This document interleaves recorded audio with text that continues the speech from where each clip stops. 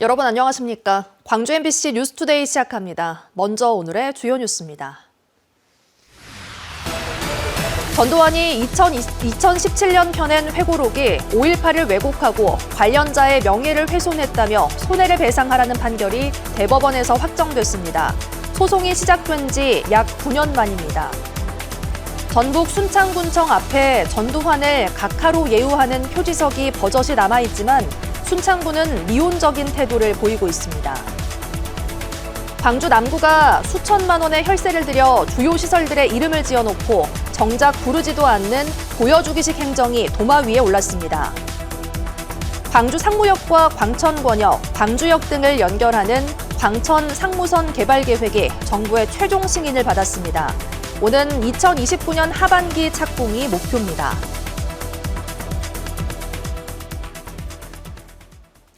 대법원이 전두환 회고록이 5.18 민주화운동 등을 왜곡했다고 최종 판단했습니다.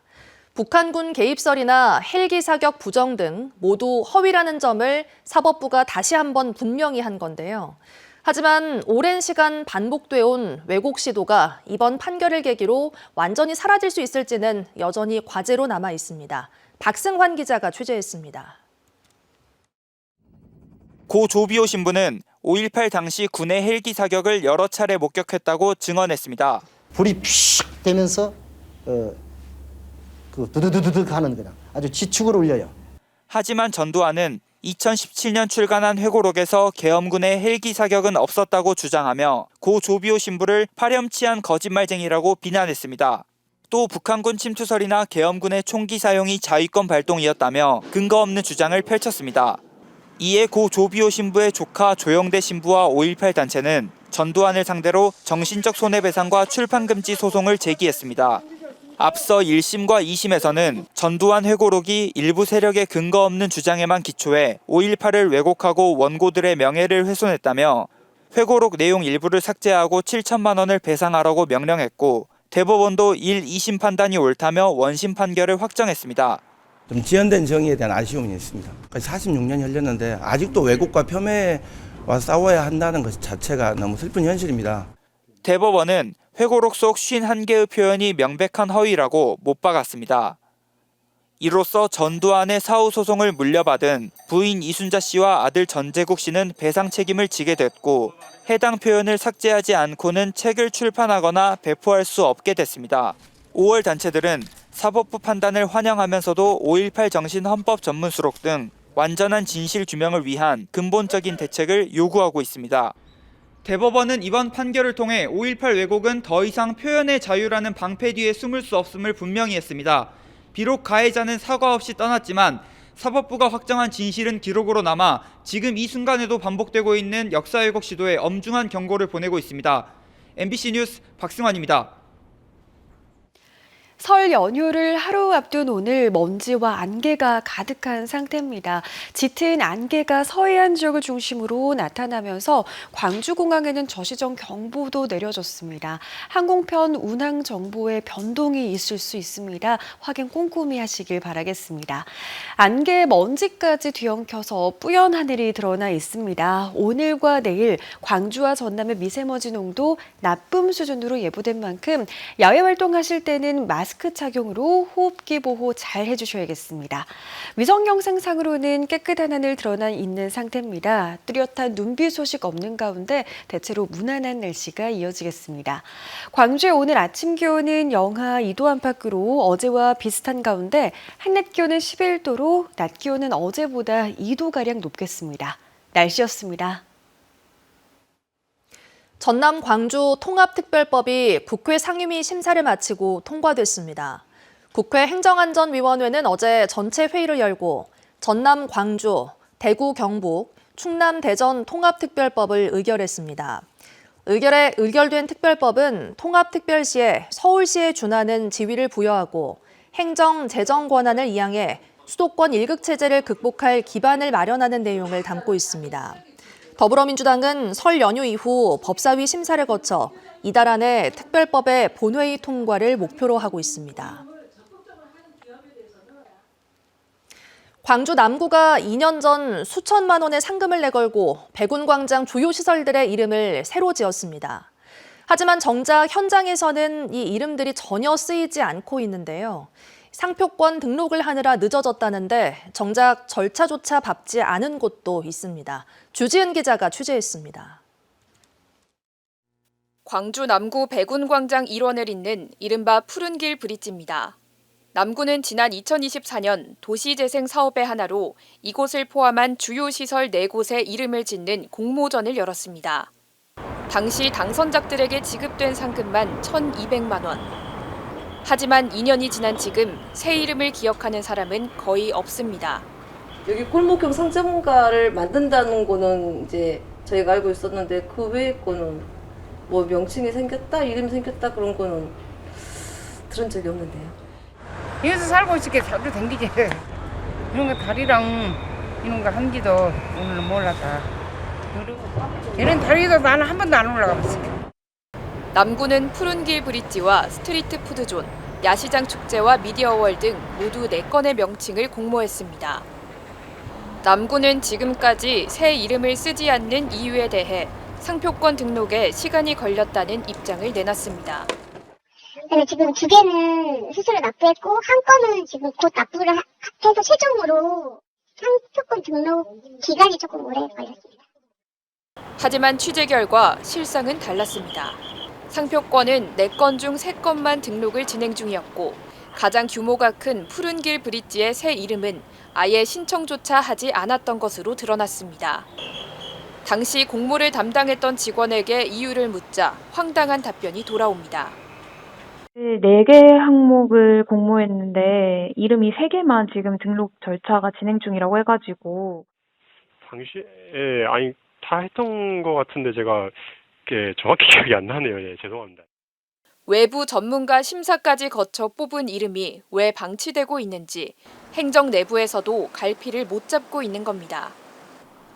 남구는 지난 2022년에도 700만 원을 들여 명칭 공모를 진행했지만 당선작을 내지 못해 예산만 낭비한 전력이 있습니다. 정작 쓰이지도 않을 이름을 선정하느라 결과적으로 구정 신뢰도와 혈세만 깎아먹은 셈입니다. 수천만 원의 혈세를 들여 이름만 지어놓고 정작 부르지도 않는 보여주기식 행정에 애꿎은 예산만 새나가고 있습니다. MBC 뉴스 주지은입니다. 법원이 보험 사기에 이용될 것을 알면서도 허위 진단서를 발급한 치과 의사에 대한 항소심에서 원심과 같은 벌금형을 선고했습니다. 광주지법 형사 3부는 보험 설계사의 부탁을 받고 환자 7명의 치료비를 부풀려 총 6차례 허위 진단서를 작성해 4,400여만 원의 보험금이 부당 지급되게 한 혐의로 재판에 넘겨진 치과 의사 A씨에게 벌금 1,800만 원을 선고했습니다. 재판부는 A씨와 공모한 보험 설계사에게도 벌금 900만 원을 선고하며 보험제도의 근간을 흔드는 의료인의 허위 진단서 발급 행위에 대해 엄중한 책임을 물을 필요가 있다고 판시했습니다.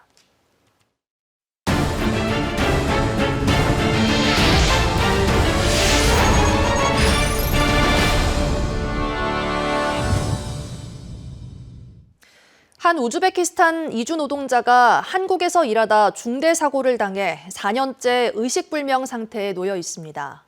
취재 이후 근로복지공단은 이 이주 노동자 가족에게 보험급여 일시 지급을 다시 신청하라고 안내했지만 가족들에게 결과는 절망적이었습니다. 안준호 기자가 취재했습니다. 영암의 한 조선소에서 일하다 사고를 당해 4년째 의식불명과 사지마비 상태에 놓인 우즈베키스탄 이주 노동자 테무르 씨. 낯선 타국에서 테무르 씨 아내와 홀 어머니는 병원을 떠나지 못한 채 생활하고 있습니다. 테무르 씨 아내와 어머니는 병원 인근 원룸에서 생활하며 24시간 간병을 이어오고 있습니다. 고향에 남겨둔 자녀들을 생각하면 테무르 씨 가족에게 사실상 유일한 선택지는 치료비를 한 번에 받아 귀국할 수 있는 보험급여 일시지급 제도였습니다. 하지만 재작년 근로복지공단은 테무르 씨의 상태를 호전 가능성이 없는 증상 고정으로 판단하며 이 선택지를 포기하도록 만들었습니다. 치료비를 받아 고국으로 돌아가는 길이 사실상 닫힌 겁니다. 취재가 처음 시작된 지난해 5월, 근로복지공단은 태무르 씨 가족에게 보험급여 일시 지급을 다시 신청하라고 안내했습니다. 이후 6개월 뒤인 지난해 11월, 태무르 씨의 상태를 최종 판단하는 장애통합심사가 다시 열렸습니다. 하지만 결과는 더 절망적이었습니다. 근로복지공단 광주지역본부 심사위원 4명 전원이 사고 발생일로부터 5년 경과 시점인 2026년 12월 31일부터 증상이 고정된다고 판단한 겁니다. 즉, 심사 시점을 기준으로 앞으로 남은 1년 정도의 치료만 인정하겠다는 의미입니다. 앞서 근로복지공단 소속 병원에서는 10년 이상은 더 치료가 필요하다는 신체감정 소견이 나왔던 상황. 서로 다른 판단이 반복되면서 태무르 씨 가족은 다시 혼란에 빠졌습니다. 이 사람 치료 중단하면 바로 사망이 이르는데 증상고정이라는 용어를 쓰는 것 자체가 대단히 잘못된 용어죠. 장애 판정이 아니고 치료기관에 관하여 용어를 쓰려면 똑같은 상병 상태가 지금 계속 지속되고 있다. 따라서 사망할 때까지는 치료를 계속 해줘야 된다 하고 그렇게 표현을 해야 옳다고 판단됩니다. 앞서 치료비를 충분히 받지 못한 채 귀국했다 숨진 또 다른 외국인 산재 노동자 만수르 씨의 소식을 접했던 태무르 씨의 가족. 자신들 역시 같은 결말을 맞을 수 있다는 두려움에 결국 보험급여 일시지급 신청을 스스로 철회했습니다. MBC 뉴스 안준호입니다. 행정 통합에 있어 최대 쟁점인 주청사 문제를 두고 3개 청사를 균형 있게 운영하자는 데 뜻이 모아졌습니다. 하지만 전남 동부청사는 통합 이후 늘어날 행정 수요를 감당하기엔 턱없이 좁다는 지적이 나옵니다. 김단비 기자가 취재했습니다. 민주당이 발의한 전남 광주 행정통합특별법에는 전남 동부청사와 무안청사, 광주청사를 균형 있게 운영하도록 명시했습니다. 3분의 1의 기능을 동부청사에 부여할 수 있게 역할을 구성한다는 뜻인데 현실적으로 가능할지는 의문입니다. 동부청사의 연면적은 무안에 있는 전남도청의 5분의 1 수준. 현재 300여 명이 근무하고 있는데도 좁아 증축이 필요한 실정입니다. 최소 5개에서 6개국으로 늘리고 관련 출연기관까지 온다고 가정하면 1,000명 이상을 수용해야 하는데 청사는 턱없이 좁습니다. 서둘러 대안을 찾아야 한다는 주장이 나옵니다. 새로운 동부권 지역의 공공혁신지구로 만들어야 된다. 해룡과 율촌, 광양 덕내리가 마주보는 쪽에 한 60만 평에서 80만 평 정도 공공부지를 3개 청사의 행정 기능을 어떻게 배분할지도 지켜봐야 할 일입니다. 지금의 동부청사는 반쪽 청사라는 비판이 끊임없이 나왔습니다. 2023년 개청 당시 여수광양 국가산단을 담당하는 전략산업국을 비롯해 관광체육국 등 동부권에 맞는 핵심 부서가 빠지면서 주민들의 실망이 컸습니다. 동부권은 소외되어 있다가 겨우 주장을 하니까 동부청사라고 하나 만들어놨는데 민원처리센터 그런 정도 역할 그 2개 청사에 비하면 여기는 농막밖에 안 됩니다. 전남도가 지역 간 균형 발전을 위해 양청사 시대를 열었다지만 동부청사에서 열린 첫 7국 정책회의는 개청 1년이 지나서야 이루어졌습니다. 주민들은 균형 발전을 담보할 수 있는 명확한 근거를 요구합니다. 균형 발전이라는 이런 명제로 시작을 하지만은 사실은 결국에 가서는 소외받는 지역이 나올 수밖에 없습니다. 지역 균형 발전을 담보하는 진정한 통합을 구현하기 위해서는 각 청사의 기능적, 물리적 균형에서부터 근본적인 고민이 필요합니다. MBC 뉴스 김단미입니다. 광주 상무역과 광천권역, 광주역 등을 연결하는 광천 상무선 개발 계획이 정부의 최종 승인을 받았습니다. 광주시는 제1차 도시철도망 구축 계획이 국토부의 심의를 거쳐 최종 승인을 받았다고 밝혔습니다. 총 사업비 6,925억 원이 투입되는 광천 상무선 개발은 예비 타당성 조사와 기본계획 수립 등을 거쳐 오는 2029년 하반기 착공을 목표로 하고 있습니다. 어제 오전부터 무안국제공항에서 제주항공 참사 사고 여객기 동체 잔해에 대한 재조사가 실시되고 있습니다. 항공철도 사고조사위원회와 피해자 지원단 주관으로 진행된 재조사는 미처 수습하지 못한 희생자의 유해와 유류품을 찾기 위해 진행됐고, 희생자의 것으로 보이는 의류 등과 여객기의 속도를 줄여주는 장치 등이 새롭게 발견됐습니다. 항공철도 사고조사위원회 등은 조사 과정에서 유해가 발견될 경우 국립과학수사연구원에서 신원 확인 검사를 진행하고 관련 절차를 거쳐 유족에게 인도할 방침입니다.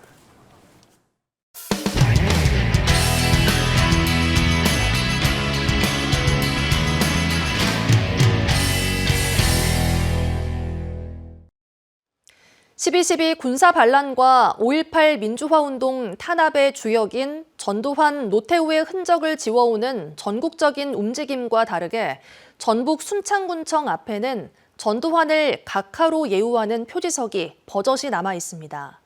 갈등이 두려워서 여론 뒤로 숨겠다는 순창군의 미온적인 태도가 오히려 논란을 더 키우고 있습니다. 전주문화방송 이주연 기자의 보도입니다. 순창군청 앞 정원입니다. 손바닥만한 표지석 뒤로 느티나무 한 그루가 자리를 차지하고 있습니다. 가까이 들여다보니 전두환 대통령 각하 내외분 방문 기념 식수라는 문구가 새겨져 있습니다. 1986년 당시 대통령이었던 전 씨의 순창 방문을 기념해 심어진 나무입니다. 하지만 군청 앞에 5.18 유혈 진압과 내란죄로 사법 단죄를 받은 인물의 흔적이 여전히 남아있다는 사실이 알려지면서 논란이 일고 있습니다.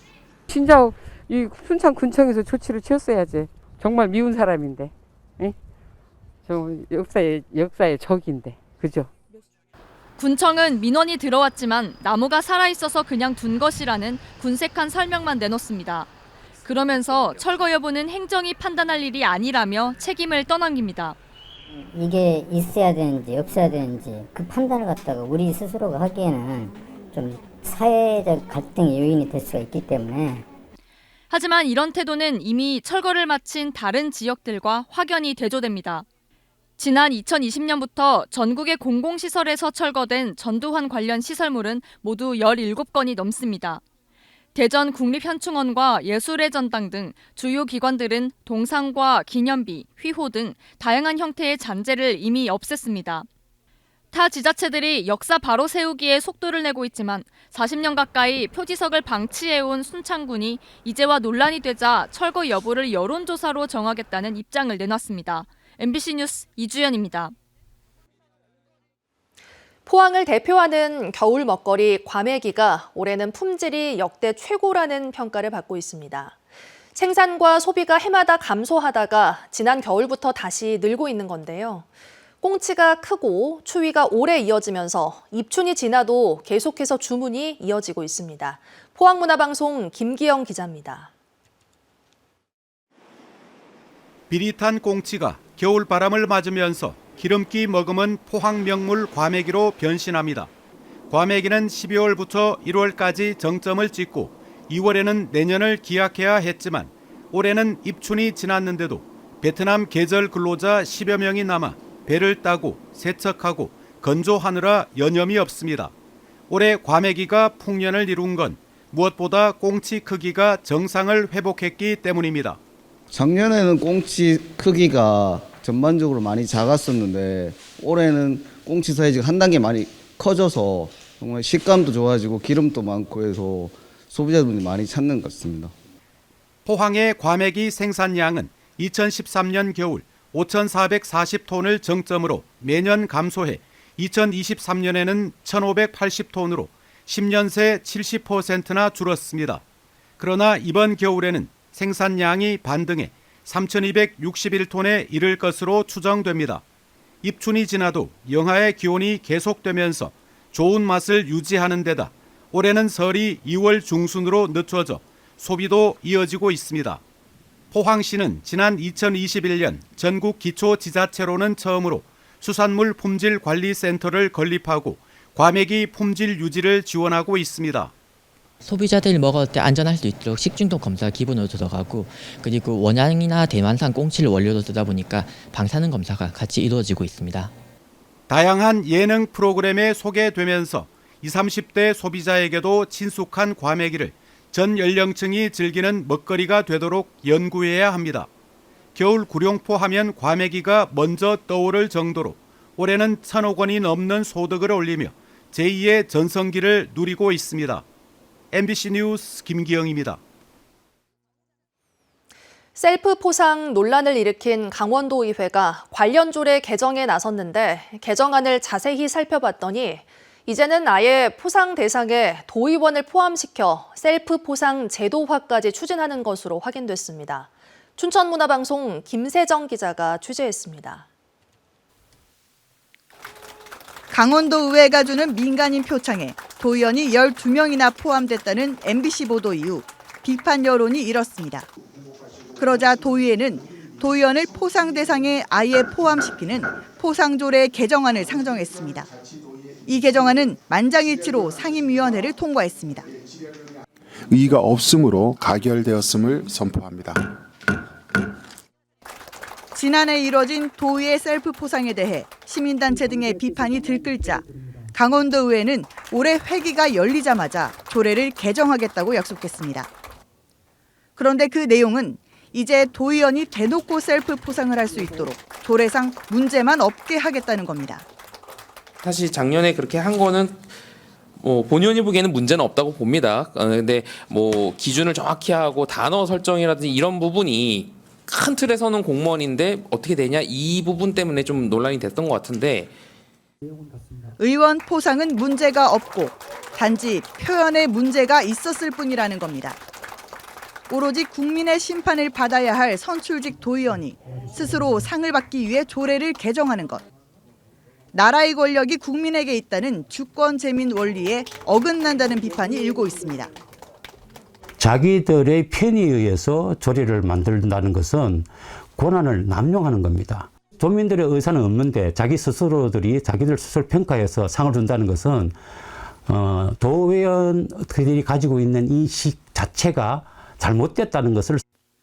강원도의회는 또 포상 대상자가 의원일 경우 민간위원을 포함한 별도의 심사위원회를 구성해 심사한다는 내용을 신설했는데 민간위원을 누가 어떻게 추천할지 등 구체적인 내용은 전혀 담기지 않았습니다.